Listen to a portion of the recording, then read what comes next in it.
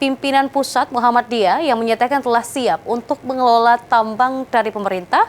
Namun kini Muhammadiyah masih menunggu izin usaha pertambangan IUP dari pemerintah.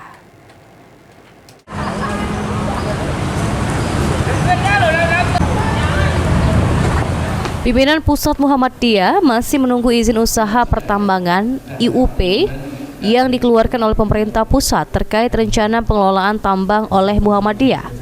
Disampaikan oleh Sekretaris Pimpinan Pusat Muhammadiyah Muhammad Izul Muslimin, operasional pengelolaan tambang tergantung dari IUP yang diturunkan oleh pemerintah pusat, sehingga jika IUP sudah diberikan maka operasional baru bisa dijalankan Muhammadiyah.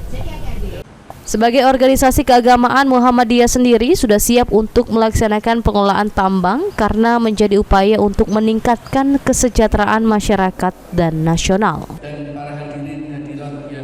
Ya, kalau dalam hal itu karena itu tergantung dari IUP yang diturunkan oleh pemerintah, tentu kita menunggu itu.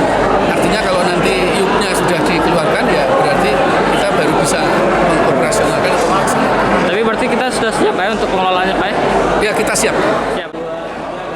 Sementara itu, Ketua Perwakilan Wilayah Muhammadiyah Sumatera Selatan, Ridwan Hayatuddin, mengatakan PWM Sumatera Selatan sudah bekerja sama dengan salah satu perusahaan tambang di Malaysia agar berproduksi dengan baik.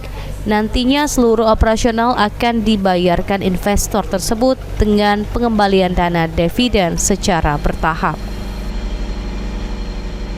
Yang diberikan gratis oleh pemerintah itu adalah yang eks tambang. Tadi kan Pak Izul sudah bilang kita nunggu IUP dari pemerintah. Nah, PWM Sumatera Selatan sudah melangkah lebih jauh. PWM Sumatera Selatan kerjasama dengan PT Tekowel dari Malaysia. Kami sudah 4 hari di Shanghai bikin MOU. Kita mengelola pasir kuarsa yang ada di Oki, Sungai Lumpur. Dengan rencana pengelolaan tambang oleh Muhammadiyah dapat meningkatkan kesejahteraan masyarakat dan nasional. Ilham Wahyudi, PAL TV.